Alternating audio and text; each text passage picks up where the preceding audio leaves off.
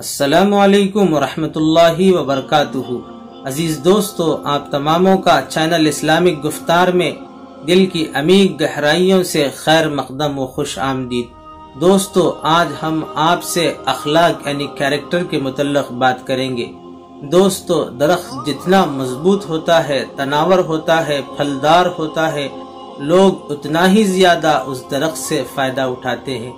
بالکل عین اسی طرح انسان کی شخصیت اخلاقی اعتبار سے جتنی گہری ہوتی ہے، لوگ اتنے ہی اس انسان کے، اس شخص کے قریب آتے چلے جاتے ہیں اور اس سے اتنا ہی زیادہ فائدہ اٹھاتے ہیں۔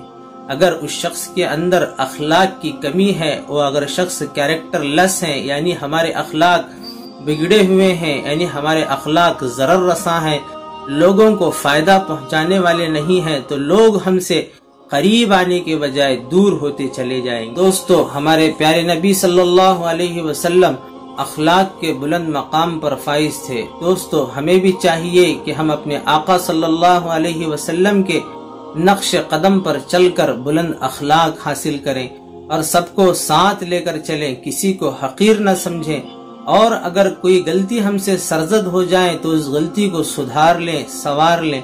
اسی کے متعلق امام غزالی علیہ الرحمہ کا قول ہے، اگر انسان سے کوئی غلطی ہو جائے تو شیطان یعنی ابلیس لعین کی طرح دلیر نہ بنے، بلکہ اپنی غلطی کا اعتراف کر لیں، اپنی غلطی کو سدھار لیں، کیونکہ ہم ابن آدم ہیں، ابن ابلیس نہیں ہیں۔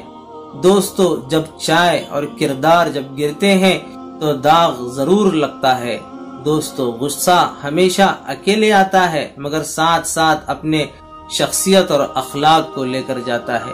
تو چلیے دوستو، پھر ملتے ہیں کچھ ایسی ہی تلخ حقیقتوں کے ساتھ۔